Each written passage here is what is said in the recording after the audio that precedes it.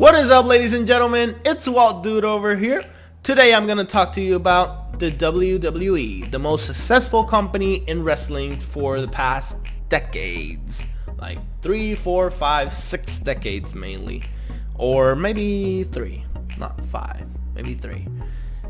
And yes, today I'm going to give you the state of the WWE in my eyes. I'm going to be giving you 4 points. 4 different reasons why I believe the product is bad, why it's not good, why it's just too repetitive. It doesn't feel like something new is happening every single week. Okay? Here we go. My first point, the first reason I think the product is not good at all is just weekly television is the same every single week. When the King of the Ring started, I know the matches have been pretty good. Sometimes we've seen people that have never faced each other having a great match, of course. But the rest of the show is the same. The pay-per-view builds with a promo that turns into a main event match where the babyface wins or the heel cheats themselves out of the situation. The only thing that has felt different for the past few months has been Bray Wyatt, the Fiend, for 2 reasons.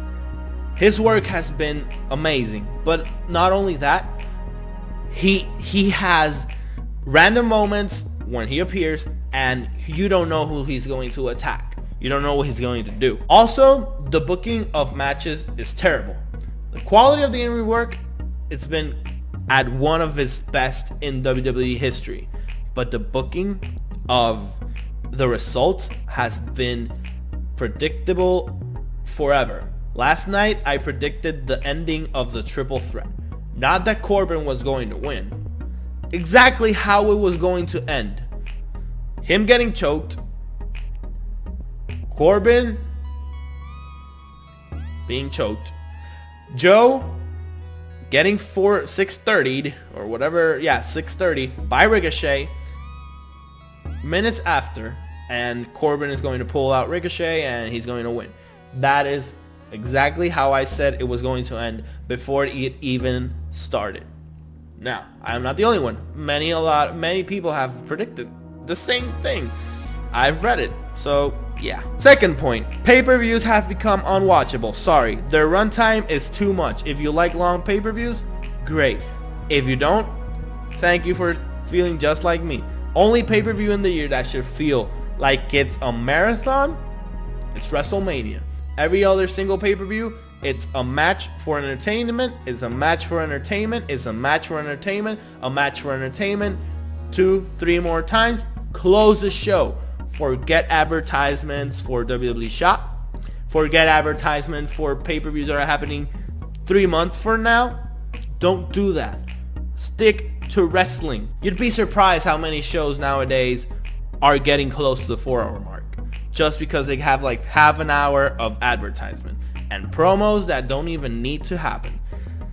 NXT UK TakeOver Cardiff just happened like 2 weeks ago if I'm not mistaken. It went 3 hours.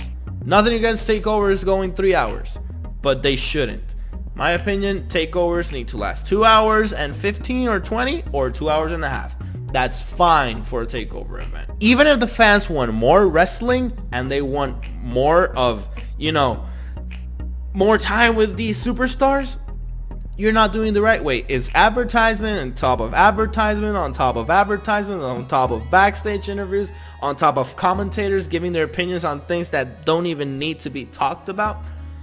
Yes, those are the pay-per-views of WWE 2019. Third reason why I feel this company is not working at all. Today, the championships feel worthless. It's been a problem for years. When I started watching wrestling every single week, when I was 10 years old, Edge and John Cena were having one of the best feuds ever in the summer of 2006. Edge had just won the WWE Championship in a triple threat against Rob Van Dam and John Cena. I know a lot of you remember that match. And all of it happened during a time when Cena and Edge just hated each other like I've never seen 2 wrestlers hate each other since. Maybe Orton and Triple H in 2009, but I love you, Triple H, but we knew you were going to win at WrestleMania. I'm sorry. Yes. Today, Kofi Kingston and Randy Orton are battling for the WWE Championship because Randy Orton calls Kofi Kingston stupid 10 years ago in the ring. That's why they're feuding. Yes, it doesn't feel good at all. It doesn't feel necessary. Don't feud for something that happened 10 years ago. Be creative. Give us something different. If you see me looking this direction, I'm looking at the microphone because I feel like I'm talking to someone, because this is logical things. Don't build a match around something that happened 10 years ago unless you're legends and you've retired and you've come back for a random match and you want to talk about him dragging someone 10 years ago when they were starting. It's kind of the same right now, but Randy Orton is not retired. He's a full-time employee. And guys, don't make me talk about the Universal Championship.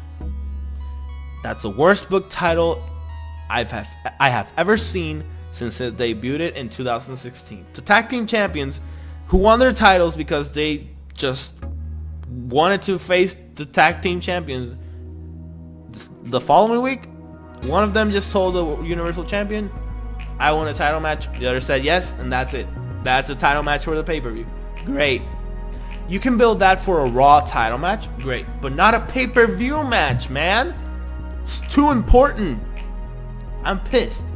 And we know Strowman ain't gonna win.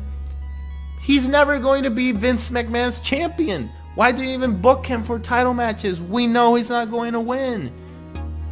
Give us Styles versus Rollins. Take the US title from Styles, put it on another person who needs it. Styles doesn't need the US title. He doesn't want it. He doesn't need it.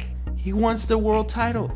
And not only does he want it, he can put up great matches with the champion right now. Imagine Styles versus Rollins in a ladder match at TLC. Imagine Styles versus Rollins in a Hell in a Cell match next month. That's the spot for the Fiend now, but it could have been Styles and the Fiend for later. Now, the final reason why I think the product is not working is the women's division. It feels as bad as it's ever been since the women's evolution in 2015 started. Becky, Charlotte, Sasha, and Bayley, they're all competing for the women's championships this Sunday at Clash of Champions, like the singles women's championships. Would it be shocking to you that if I told you that one of those four has been in every single pay-per-view title match in 2019? I don't think so. The only two pay-per-views that didn't have one of them in a singles women's championship title match, Sasha and Bayley were competing for the women's tag team championships, Elimination Chamber and Fastlane. So every single pay-per-view has had one of those four in a title match. It's wrong. You have an entire women division.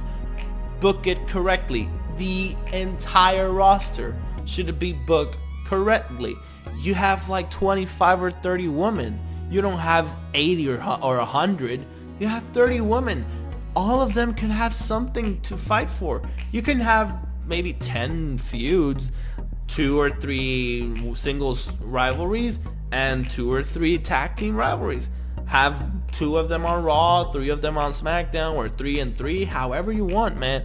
You can do it. Maybe not every single week of booking, but you can do it. There's a lot of talented women in that roster. And those who don't work, book them down to NXT. You do it a lot of times with men. Look at Breeze and Fandango. They've been very good since returning to NXT because the fans are liking them and they're interacting with them like they once did before. The only 2 women who have had more than one women's title match, like singles women's title match, in pay-per-views this year has been Alexa Bliss and Lacey Evans, who shouldn't even be on the main roster. That's how bad the women's division is. I praise Lynch for her amazing work since 2018 summer. She has been at the top of her game ever since, but even now, she's still like the same every single week. Sasha has been great since returning as a heel finally, and Charlotte and Bayley, of course, they've done their thing. They've been good, but the rest of the roster is done anything close to decent since WrestleMania. Maybe Lacey Evans? All in all, The WWE is still the top brand of wrestling. We all know that. Not in the ring, but maybe as a company, they will forever be the best. Maybe AEW does something within the next few years that they compete as a business, but as like there's no one close to them right now as a business. In wrestling, of course, there's a lot of better products, but in the business, they're not losing. They've known and they've proved that they can draw fans even at their worst. They gave us Punk versus Cena in 2011 when the product was as bad as it's ever been. They've shown over the past few years that they can do it. They can change. NXT and NXT UK is some of the best product in the world of wrestling. But when your main product and your main attraction is bad, the whole company looks bad. Anyways, guys, thank you for watching this video. If you enjoyed it, drop a like on it. Subscribe to the channel if you haven't. What are you waiting for? I'm hoping to see you in the next time I talk wrestling. Thank you very much, guys. Hasta la vista, baby.